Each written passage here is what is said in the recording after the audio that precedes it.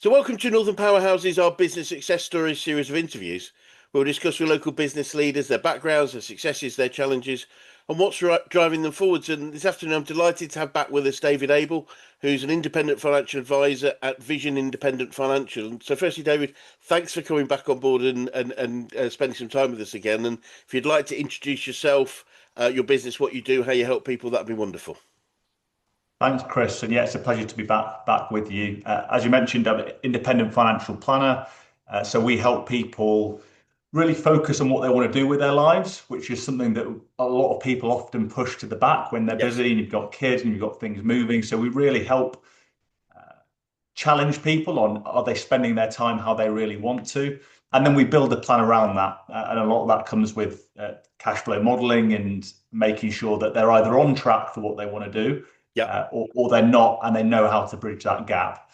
Yes. So we help people live their life intentionally, is the way I phrase it. Brilliant.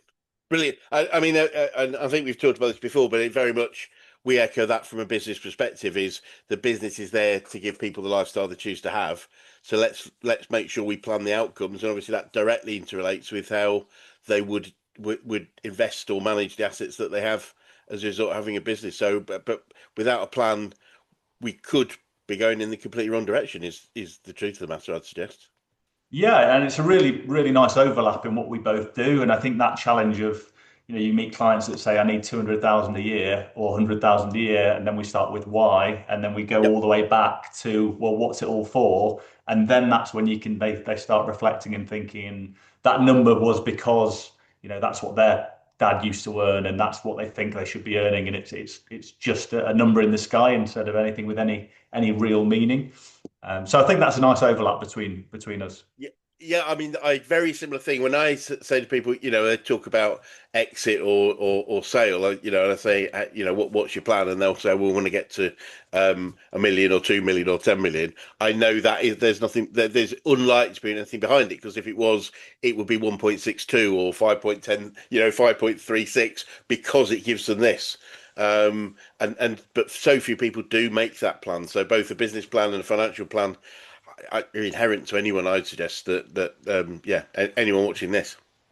Yeah, and I think that those scenarios are really common ones. I've got when a client, and you might see this, builds a business and it's successful and it starts running, let's say without them, that they're not as needed in that business. The next thing is, well, what's the next business I can buy? And it's a case of saying, all right, that seems like the logical next step, but what do you actually want to do? Well, it's more time with my kids. Well, that's Yes, completely contradictory to what we're talking about. And it's that yes, realization, and someone just to say, hold on a minute, look, this is what we said was our goals, what we're aiming yeah, towards. What you're doing is completely the opposite of that. So I think that's a really useful part of what both of us do. yeah. ab- Absolutely. So when we spoke together, I'm guessing it was probably about 12 months ago. So certainly, I think last year. I'm keen to know what's changed for you since then, with both business and what's going on that's new for you. Well, we've had a sharper focus on our target market. So we Yep. started working with some dentists. We got introduced to a few dentists, and it was clear that there was a big gap in terms of the advice they'd received. So in Yep. our profession, as with accountancy as well, I'd say there's 10% of people doing the whole picture and Yep. looking and doing the questions that we've literally just been talking about, those more holistic questions. Yes. And the people I've been speaking to, these dentists, would very much been speaking to an advisor that said, you need life insurance policy and you need a pension. And essentially that was basically it. And how much you Right. should be putting aside, when you should be drawing down from that, when you're targeting retirement. All of those questions weren't taken into account, which was quite shocking. So we kind of sat down with, I think it was five in a row, and there was a clear gap. And the common feedback I was getting was, why didn't my advisor do this with Right. me before? And it kind of made me think, well, there's a market here which is underserved. They make decisions quickly, intelligent people that you put the Yep. information logically in front of them, they say completely makes sense. Let's do this. And from there, we formed a subsidiary company, which is called Vision Dental Wealth Management, which is Brilliant. essentially doing the same thing as the parent company, Yep. which is giving independent financial planning advice.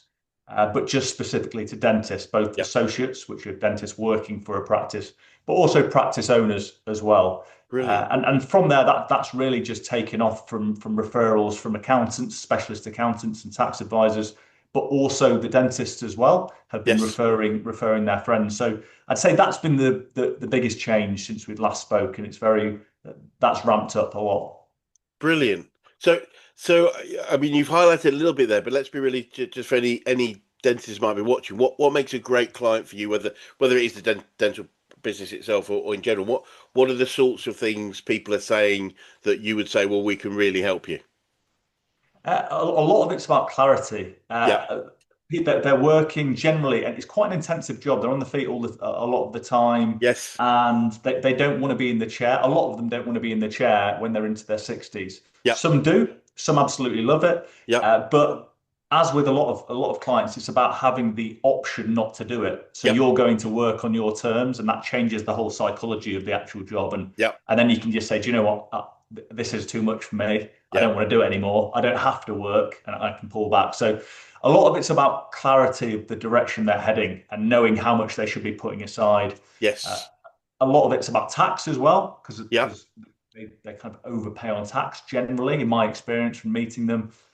Okay. The drivers have been clarity and tax, I'd say.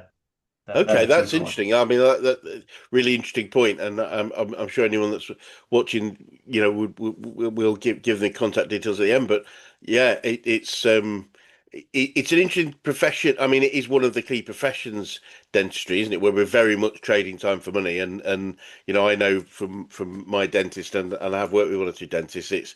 It's so time specific. It's 20-minute chunks, and they've got to fill every single one, and there's so much of an issue there. And as you said, it makes it difficult, I think, thinking about them as a business for them to step back easily because they typically are the key the key earner in that business until they get other people and developing a business where it's less critical on them.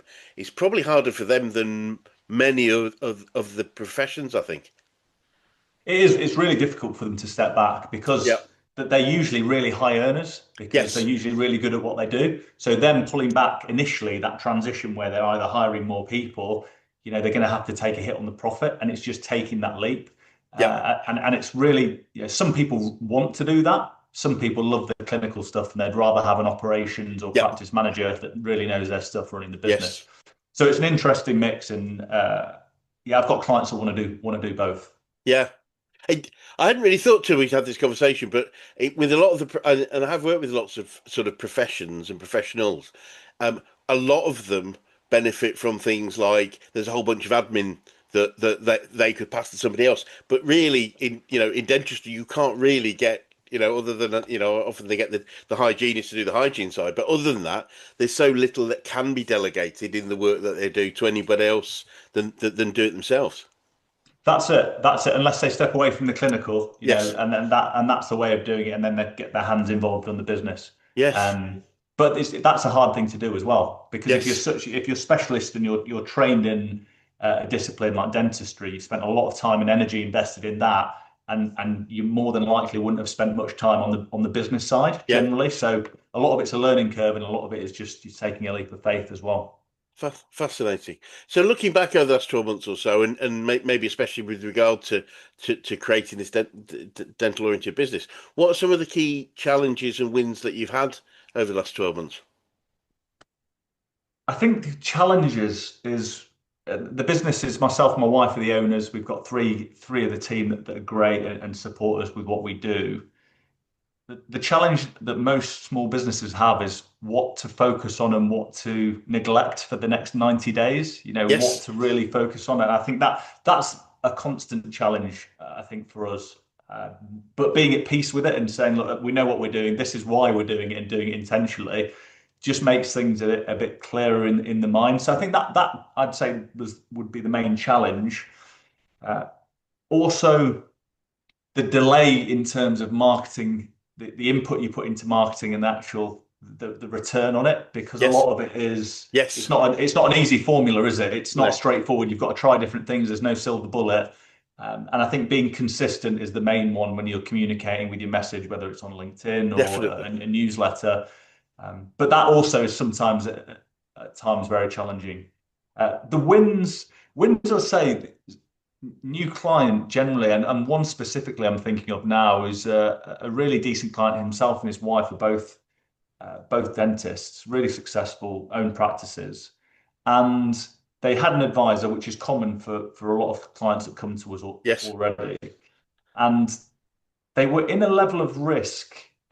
So, in a brief summary, when you come to an advisor, a typical advisor will take you through a risk questionnaire Yep. and you'll come out as an answer. So, you might come out as a cautious investor, meaning you Yes. don't want much volatility, and then Yep. they'll just throw you in that portfolio. Okay, Yes.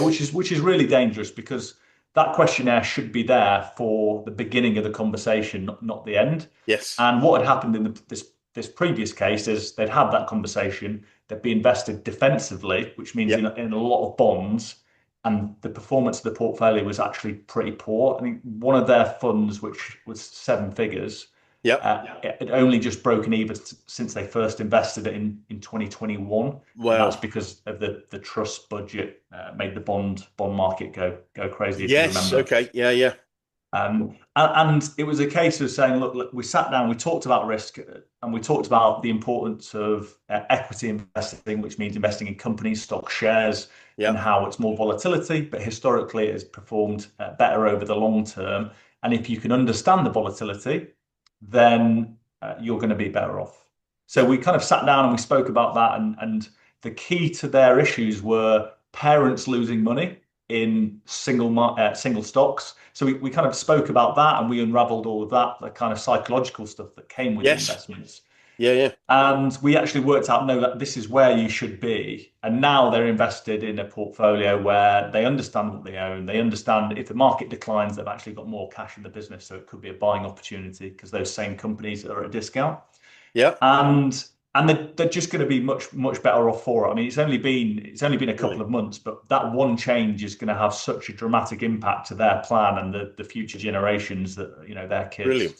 And that type of thing is really commonplace, but it's just really rewarding when you can help educate people on what is investing, what are you invested in, what is important, and Yeah. keep it as simple as possible. And splitting things into core concepts. So you've got your equities, your companies, your stocks, and your bonds, and then property. They're the kind of three asset Yeah. classes we look at, Yeah. and we keep it as simple as that, really. So Brilliant. so that was a really big win, and it's one when you leave them thinking, we've done a really good job here, and they're going to be so much better off it for decades to come. Wonderful. What a great example. I guess one of the learnings from that is we should all be asking, am I getting the best advice? Is it working for me? Because clearly, from what you said, it wasn't working for them, and now it is. That's it. That's it. And yeah, it's a good question to ask. Am I getting the right advice? And if you're a good indicator, a good metric is all going back to those initial questions we were talking about. Are Yeah. they invested in asking you questions about what you want to do with your life and those deeper, more Yes. meaningful ones? Because usually that's an indicator of if someone's going to be doing a good rounded job. I think it's bang on, isn't it? If they're not asking me about me and what I want and want to achieve, then the advice is going to be their beliefs, not mine. Whether that's financial advice, whether it's sort of business or coaching advice, whether it's account, whatever sort of advice it is. If I'm not asking you questions about what you want to achieve, then I'm making assumptions, which is letting you down. That's it. And another some common feedback I get from previous advisors is every time I speak to them, it feels like they're trying to ram a new product down my throat because that's Yes, how a typical yes, advisor gets paid. It's on yes, new products. So there's always a new product. So it's either moving your money from A to B, and they'll charge you for that. So most advisors charge an initial percentage for moving money or new yes. investments and an ongoing, whereas we don't do that. We just have a set ongoing and we don't Brilliant. charge for moving stuff around because incentives drive behavior. If someone's Yes, incentivized for moving things around, guess what's going to happen? It's going to move stuff around. There's going to be more money in their pocket. So yeah, that's one usual thing we hear when someone comes on board, and it's kind of refreshing that someone's not talking at them like that. yeah. Brilliant. Now we mentioned Wayne, so obviously that's a great win that you described. I often ask bus business owners and successful people, how good are you at celebrating your wins? Well, I'd say I'm pretty good, but of late, given what we've had, and we've been on a good run, we probably haven't had any big celebrations.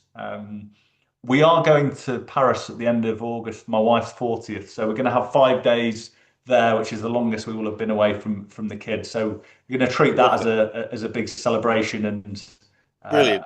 and at Christmas as well, we always have a celebration with the team. But we might have to ring fence and do another one. Oh, actually, no, we did a big summer event at Home Firth, so we went out for some drinks and some lunch. Lovely.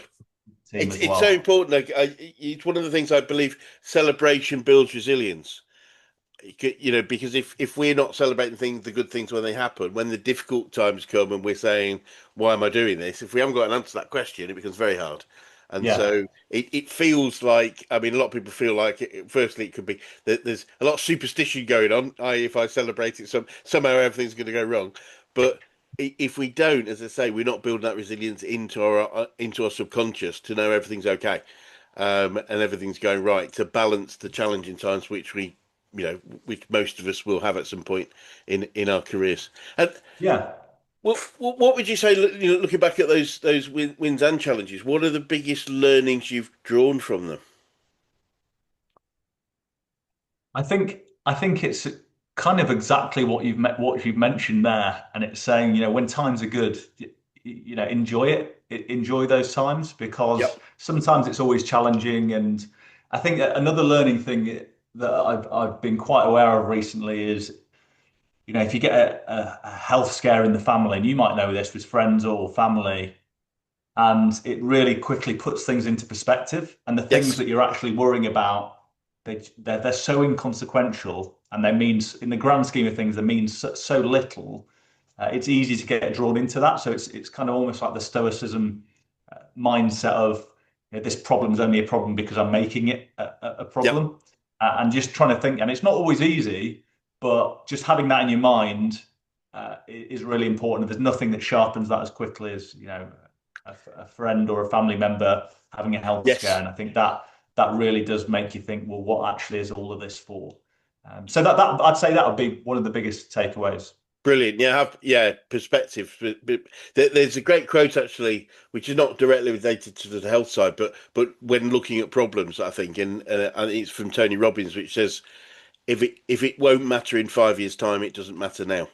Yeah, And I yeah, think that's the scale of, will anyone remember that, let's say, not so much the health stuff, but, we didn't win that client. Will we remember that in 5 years' time, if, or will we remember that we made that mistake or whatever? And if we don't, then let's just let it go. Um, that's it. That's it. And if, like, when you meet a client and you don't win them, if you can take some learning experience from that, then yes. then that's what you need to do, isn't it? And it's just an iteration for the Yeah. next one. That's the way you've got to view it. If we treat everything as learning, I think I can't remember who said it, but it was, I never lose, I either win or learn. And Yeah, and I just like that as a great saying. So, uh, go, going on to quotes and sayings, I think you probably remember last time I collect quotes and sayings. Have you got any favourite ones at the moment that you catch yourself using on a regular basis that you can share?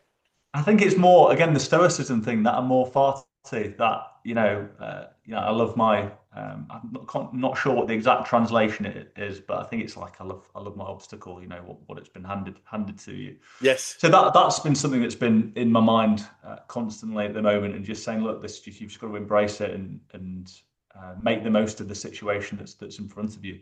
yes. I've been going back to problems, and you obviously mentioned things. I like the phrase monitor my reaction, but choose my response. And I think that's very Yeah, much a stoic sort of idea. And also, funny enough, I was doing a coaching session this morning, and I was talking about we were talking about management and work with in this case what was considered difficult people, and the fact that we can't directly change other people's behaviours, we can only change our own, and in doing so, hopefully, we influence them. yeah. And I think by looking at that, say, look, I'm not getting what I need from that person, but rather than blame them, what can I do differently to maybe encourage change or encourage better communication? Yeah, that's right. And also, I guess, from those difficult conversations, it's what do I thinking about, well, what's the actual goal here at the end of this conversation, and Yeah, use that as a focus, which makes things a bit easy. Brilliant. And similar to the quotes, any favourite books or podcasts you can recommend that are most relevant to you at the moment? I've been starting to listen to a guy and read some books called Matthew Kelly. Have you heard of him? I think I have. I'm just trying to think the context of it. He's an Australian business coach, and there's a book called Off Balance, which I'd heard from another advisor actually, which is again more about the it's self-reflecting stuff. But there's an exercise in there called the priorities exercise, which I do with clients, which is where you list, the big things in your life, whether it's your marriage, your kids, Yep.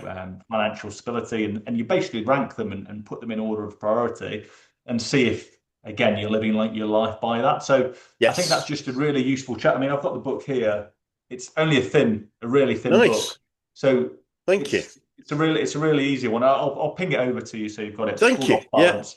I'll Um, have a read of that. That's yeah, that. so that's good. And then there's another one which have been more for entertainment, really. The one called The Infinity Machine by Sebastian Mallaby, which is all about Demis Habibis, the guy that is from Google DeepMind. You know, Okay.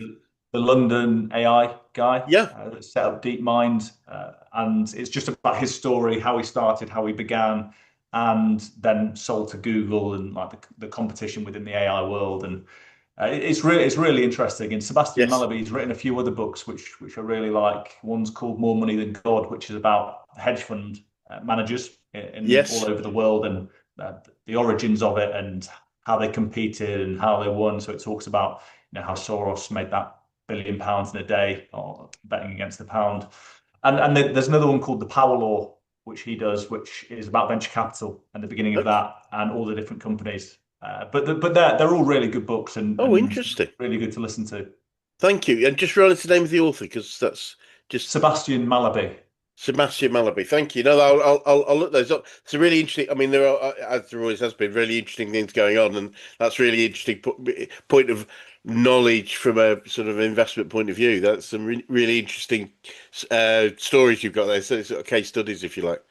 Yeah, there's great stories in there about the meetings of the founders, and there's obviously really high profile founders all mentioned in there, and the dynamics of working with the venture capitalists, and yeah, it's really good reading. I'd recommend it.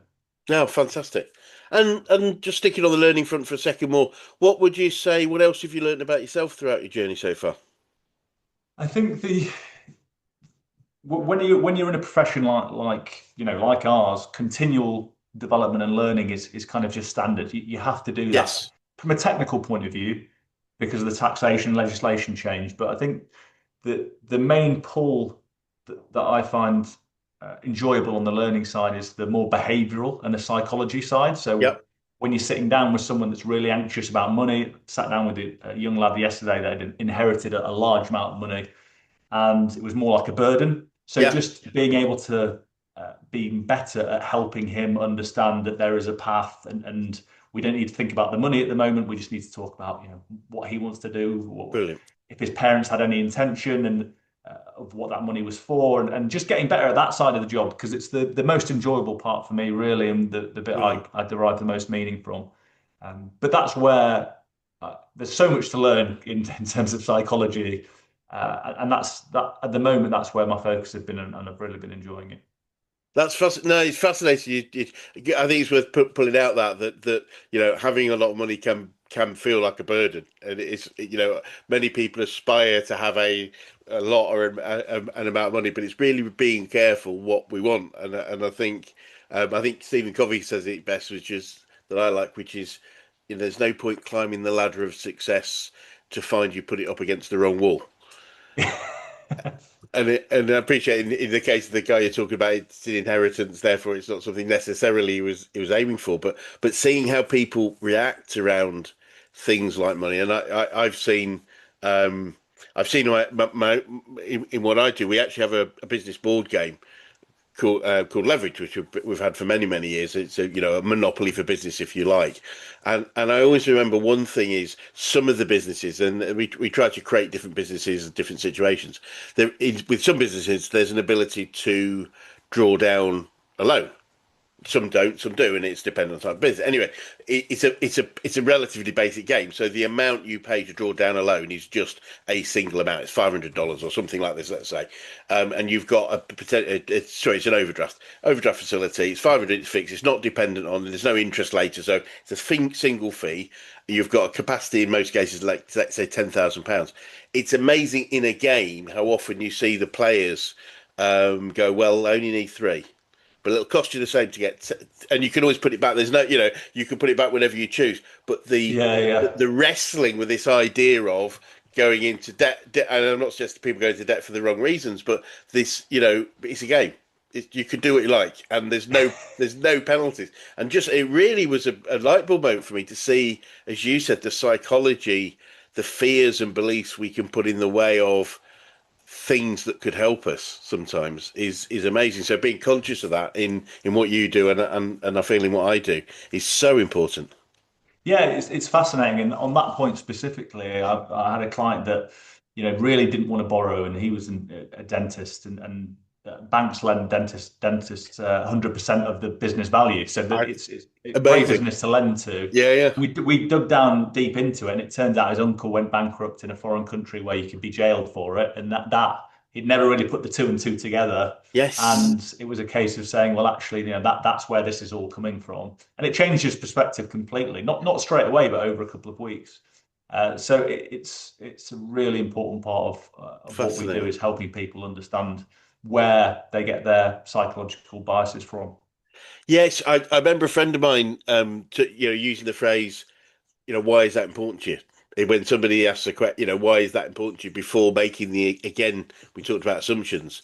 Yeah, I remember he was talking about, he was going to see a lady that ran a care home, an elderly care home, and he was waiting in the reception, and this brother and sister came out with the lady that owned the place, going, "Oh, this is amazing! Our mother's going to love it," and everything's great. And then one of them said, how from a security perspective, do you keep, how easy is it to leave and come in and out from the premises?"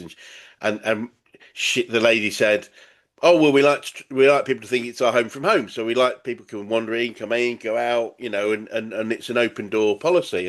And he said he saw their demeanour change immediately, and they sort of said, "Well, thank you very much anyway," and they walked off, and clearly they were not interested anymore.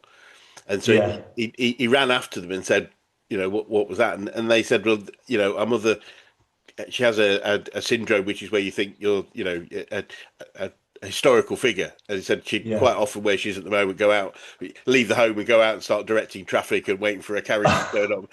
Oh no. So they wanted a level of safe security, if that makes sense. And so Yeah. the lady, thinking she was giving the right answer without saying, "Why is that important to you?" Because if they'd said, "We want this," I'm sure she probably would have said, "Well, we do have a level of security here." And I think it was really interesting, just that idea of why is that important? Because if I don't understand it, I'm giving the answer on based on my question, if you like, or how I would want it rather than how you would want it.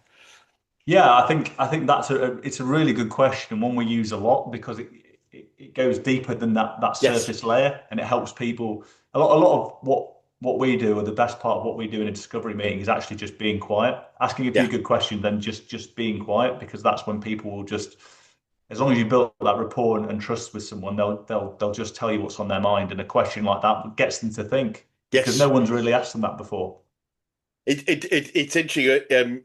Obviously, with the benefits of AI that we have nowadays, I I use AI to monitor the transcripts of my coaching sessions to see how much I'm talking, how much the client's talking, because it that I have that now as a metric for my coaching, that I Yeah, need to be talking less, certainly less than 50%, preferably less than 40% of the time. And it's really interesting because, as you rightly say, I'm asking questions and I'm listening, if that's the case. Whereas if I'm talking all the time, I'm more directing, not coaching. So it's a bugger, though, I have to say. It's, well, we, it's we look at that as well, and brilliant. if you're explaining a principle, or we're going through an Yes, investment recommendation, it's slightly different, isn't it? But correct. we I went. I'm not sure if I mentioned this last time, but I went on a seminar where there was a hostage negotiator from Scotland Yard, and Right. he was saying that they have four people listening because you're absolutely right. Going back on the transcripts, you think, well, actually, because we do that with our clients as well. We record them all, but there's you do miss stuff because you're in the conversation Yes. and you're thinking about what questions would be important to ask. But you were saying you've got the main person talking to the hostage. Uh, you've got um, you've got the deputy that's Yep. next to them listening and kind of feeding into the ear of the Yep. principal. Then you've got two other people listening for other things that feed into the deputy, and he decides whether it's worthwhile information or not, just because it's so important that you Yeah. pick up on it on everything. So yeah, I think you're absolutely right. What AI is highlighted on the transcript side it just means that our conversations are much more, I'd say important, and you can pick up threads that Yeah. you might have forgot or Yes. might have not tapped into.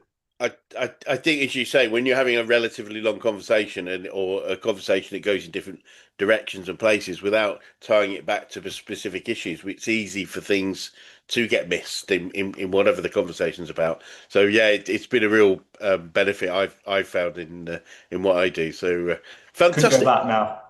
Yeah, absolutely, no, absolutely. I find it wonderful, and just and picking out, as you rightly say, picking out things that we don't even acknowledge at the point, because it's so easy to be. There's an interesting phrase actually. I love the phrase listen to understand rather than respond, which I think is sort of really quite important. And I know, Mm, and I still catch myself going, I think I know the answer here, and I'm going to tell you, can't wait. So, active listening. And then I heard that there's a wonderful speech by a young Harvard graduate. They just from this, I think this year, then we just graduated, yeah. and he used the phrase "listen as if you might be wrong."